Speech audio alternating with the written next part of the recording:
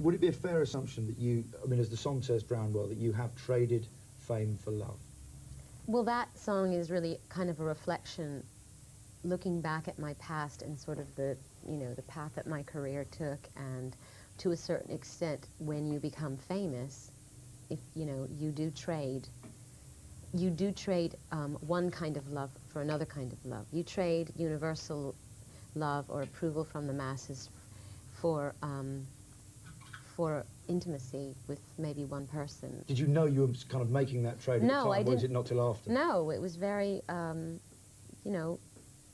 There's never a kind of, what I'm saying is there's never a kind of pact with the devil moment. No, like because absolutely not. I wasn't aware. I mean, nobody knows what fame is going to do to them, and nobody knows how successful they're going to be when they start off in their career, but it's very heady.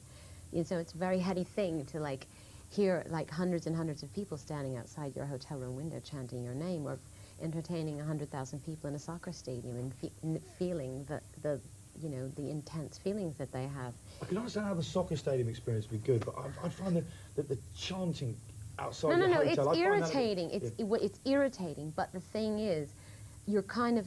All I'm trying to say is, what happens is, suddenly everyone wants you, and everyone wants you to be here and be there and do this and do that, and you can get very caught up in it. It's very seductive.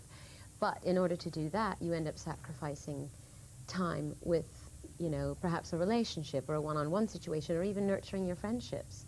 Okay, the line from Drowned World I've got down here: had so many lovers who settle for the thrill of basking in my spotlight. Yeah. You feel that? It's hard, you know, it's hard to know sometimes. You have to be really careful. You know, a lot of people have agendas. And if you've been hurt or betrayed a few times, you start to, like, you know, you start relationships, and you know, you find yourself, like, watching and waiting and listening for things where, you know, people might be indicating that they have ulterior motives. What are the tells? When do you think, oh dear, this is another wrong one? Oh, I suppose one of them is when they're really interested in having their picture taken with you every time you go out. Right, that's a bad one. That's a bad one. Stage 2 is when they send the faxes you've sent them to the National Enquirer. Bad. That's very bad. Yes. A very bad sign, yeah. Did you find yourself trusting people less? Or just being naturally suspicious of everyone's motives? I've gone off No, the actually, I'm not a naturally suspicious person. It's probably a fault of mine. I think I have a pretty good built-in bullshit detector with people, but I've made mistakes. And it's still, you know, hasn't stopped me from being an open person. How do you ensure you're getting that honesty when, in a lot of your relationships, you are the boss? I'm not talking about... You hire intelligent people.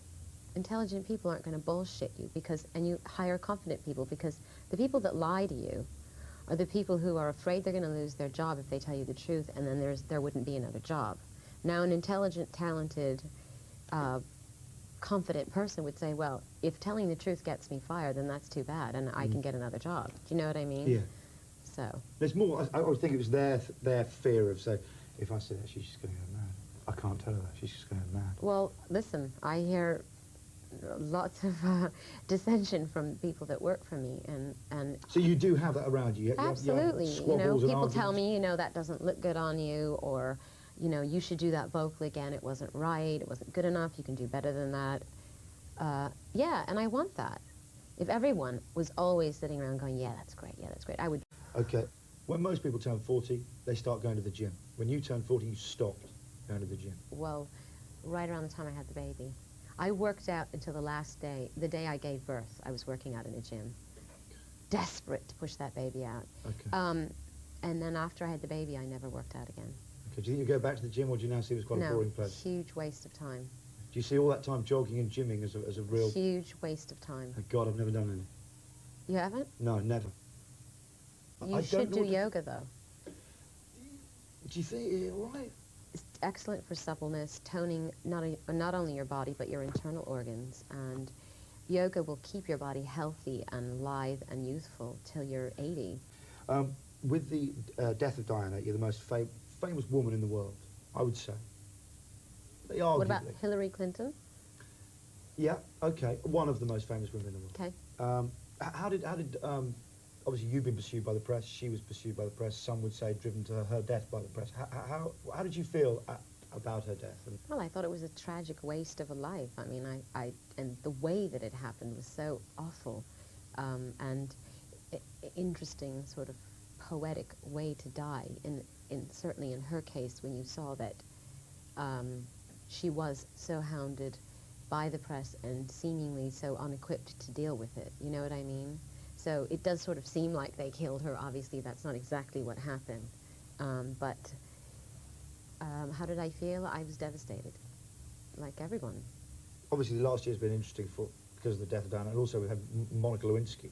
What do you think about Monica Lewinsky, and what do you think of Monica Lewinsky as a... I can't judge her as a person. I don't know her. I only know what I read about, and we know how misleading that can be. Oh. She's probably learned several lessons in the past few months. Discreet would be one of them. You know what I mean? But there is so much about the situation I'm sure I don't know about, so it's hard for me to judge it. I think it's a tragedy that the media's, you know, turned it into such a circus, and made such a big deal about, you know, a politician lying, because after all, that is what they do. Well, I think they always wanted to kind of match up to some standards of a bygone age that actually Excuse never me, what existed. standard? Every president cheated on his wife. Well, that's been my point. You know, and they hold, you know, John Kennedy up like, you know, he's a god. Can you see the attraction of Bill? Yes, power is a great aphrodisiac. What he did is between him and his wife, really. I don't think it has anything to do with his ability to lead a country. I think he's actually done some really good things for America. I had to think about that. I couldn't remember what country I was from. Can we rake you over the coals for it? I'm not relying on people to vote for me, am I? I'm not saying... Yeah, you I'm are. not standing there as a paragon of virtue. He isn't either.